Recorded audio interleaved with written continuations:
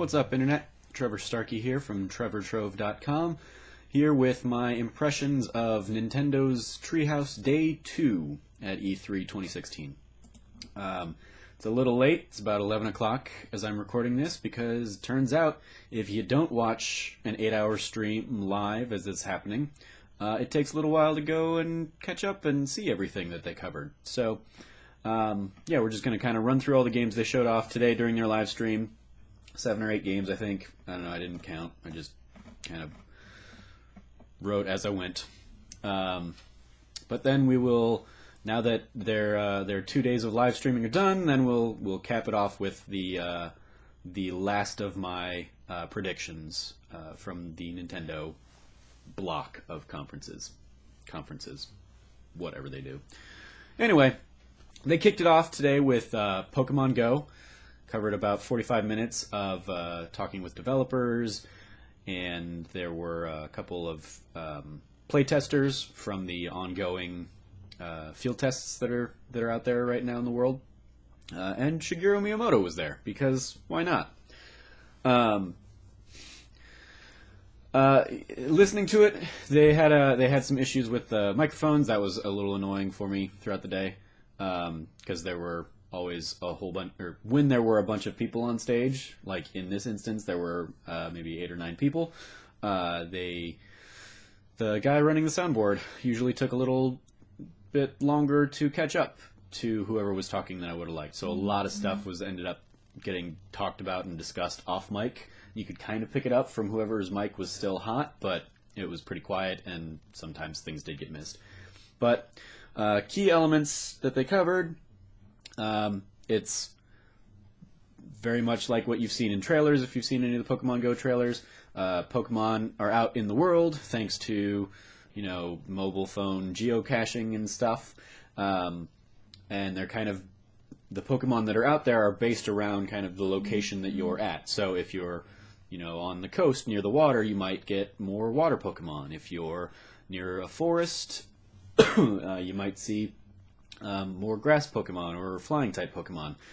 So they're really encouraging people to kind of go out of their little area, saying a lot of times you might have to leave your town to, catch new Pokemon, which is good and all if you have the means to do so, but I don't know how many people are going to have the means to do so and who will want to catch them all.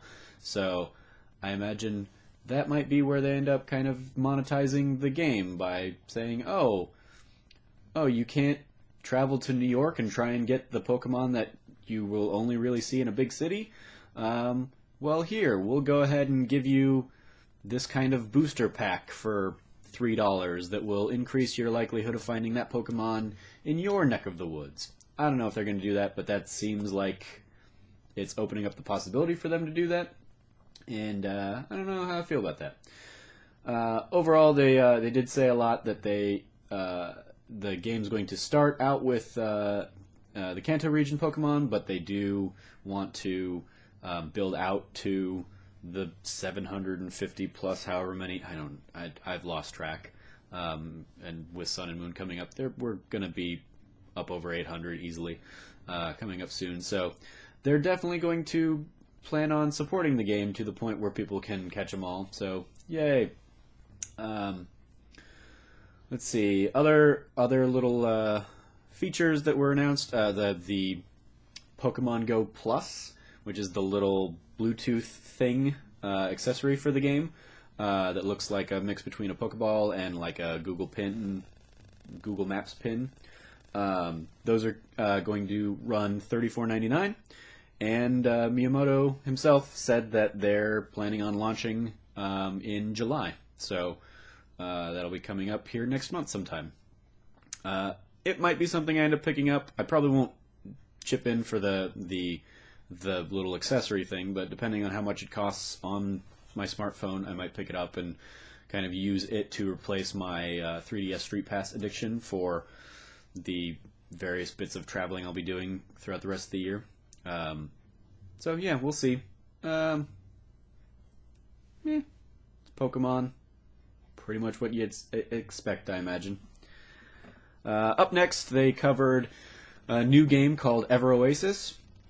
The kind of the claim to fame that they were really selling a lot of was that this is an RPG from developer Grezzo, Grezzo, Grezzo, which is produced and directed by Koichi Ishii, who is best known for his work on the original first 3 Final Fantasy games. And they were also touting that he created the initial designs for Moogles and Chocobos. So, cool. Looks like a mix of world building and dungeon crawling RPGs. Don't know that I'll wind up following the game, but it's nice that they're still developing new IP out there for Nintendo and the 3DS. No word on when it's going to be coming out. Might be later this year, but probably 2017 would have been my guess. Yeah. Up next, they covered Box Boy, which is a follow-up to the critically acclaimed little puzzle game Box Boy for the 3DS. I haven't played it myself, but I remember seeing and hearing lots of buzz about it being a great little puzzle game on the 3DS in the digital store, the eShop, if you will. New game comes out June 30th, and now Box Boy can create 2 sets of blocks, because apparently the first game only allowed him to do 1 set of blocks. Again, might be something worth picking up.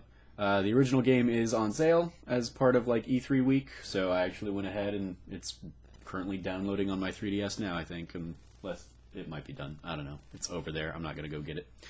But yeah, so I've got that now to play through and maybe enjoy some puzzles. Up next, Mario Party Star Rush, which I believe got announced yesterday. Or if it had been announced earlier, I first heard about it yesterday. New 3DS Mario Party game, launching November 4th. One of the big features they were touting was that this game around all players can play simultaneously, so it's not a turn-based board game kind of thing. So at least that'll make the games go quicker. Additionally, the boards were much less linear than in previous Mario Party games, at least the ones that I remember playing. But for the most part, as somebody who doesn't really have kind of a nearby social gathering of people to play with, I haven't really played a Mario Party in quite a few years, so I don't really see this one making its way into my catalog. Oh well. Next up, Yokai Watch 2. Yokai Watch 2 Bony Spirits and Fleshy Souls, apparently, are the subtitles for those games. Originally released in Japan in 2014. We got the first Yokai Watch finally came straight stateside in November last year. So these ones are at least making the jump a little bit quicker. Coming out on September 30th. I don't even have time in my life for Pokemon games, so there's no way I'm going to be falling down this rabbit hole of a series. So, next. Monster Hunter Generations was their next showcase piece. Coming out July 15th, a month from today. 3DS. Looks like Monster Hunter, from what little I know about Monster Hunter. New trailer focused on a new monster type called Deviant Monsters. No idea what that means, because I know virtually nothing about these games. So, I feel like this might be getting a little old. I'm repeating myself.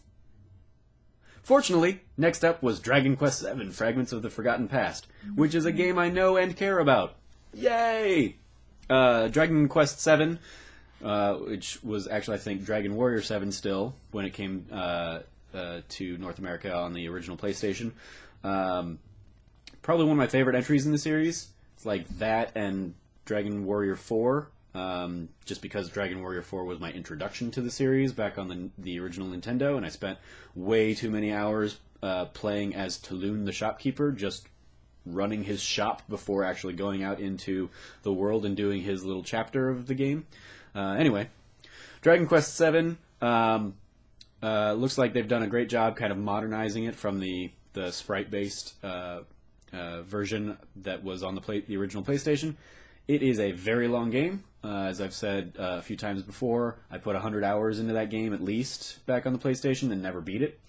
So it will be well worth your time if you pick it up. The thing I like about this game, and I think I may have touched on before, is at least I've touched on it in writing. I don't think I've done it in video form yet, but The game. So the game takes place. You are a lowly fisherman on a small little like island, and the island that you're on is the only land in this world. And pretty quickly, you kind of stumble into this weird little shrine that has these kind of fragment pieces that you put together, and it transports you back into time to a new place, a new island, a new land.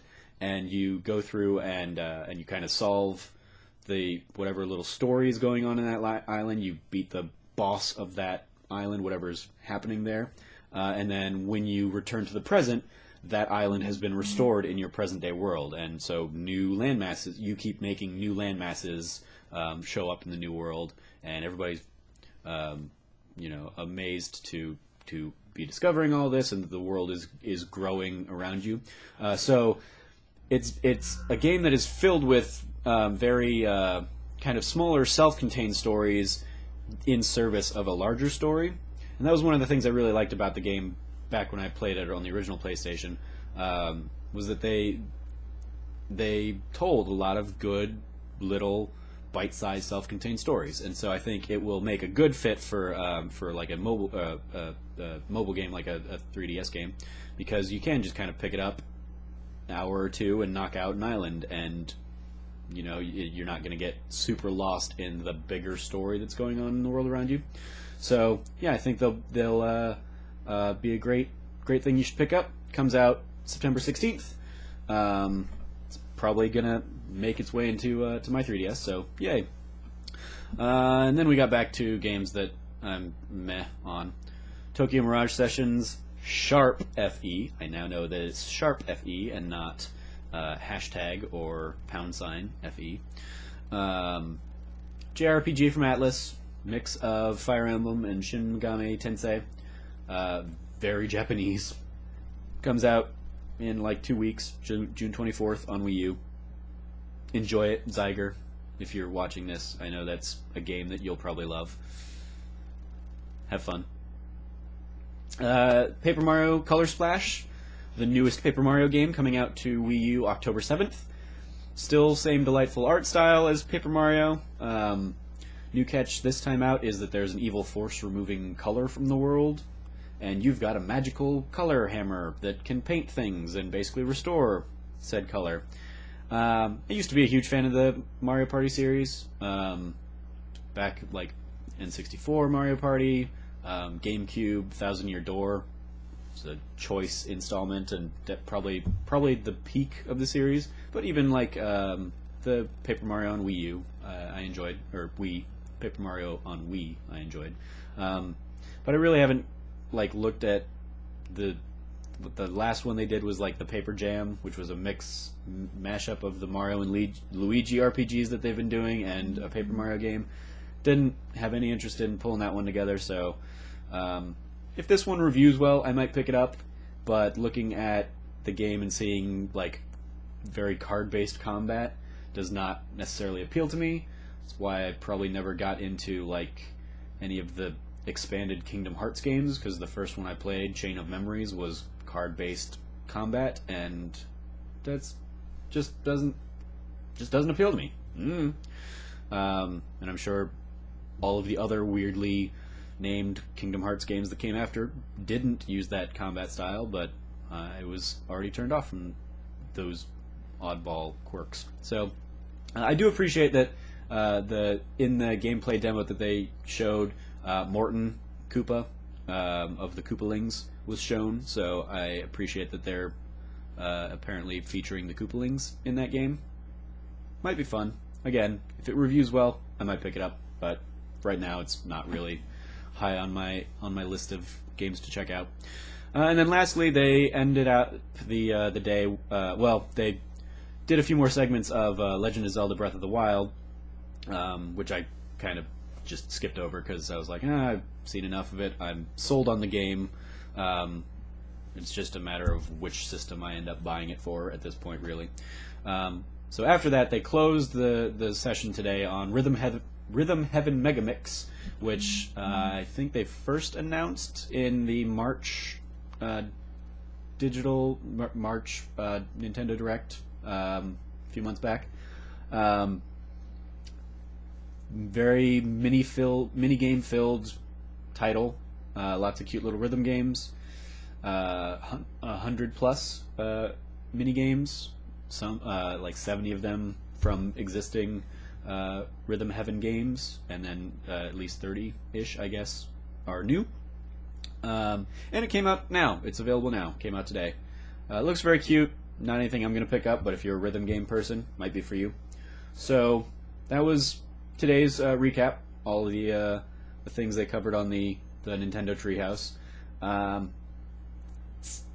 As much as when they announced the NX and confirmed that it's going to be a March thing and basically said, oh, and we have like nothing else this year, that still feels very true, but seeing like all of them in one place like this, it makes it feel like I guess there's a little something there, a little last like breath in the lungs, but mostly they're just kind of holding I imagine a whole lot of cards for the NX at this point and kind of letting the system go quietly into the night.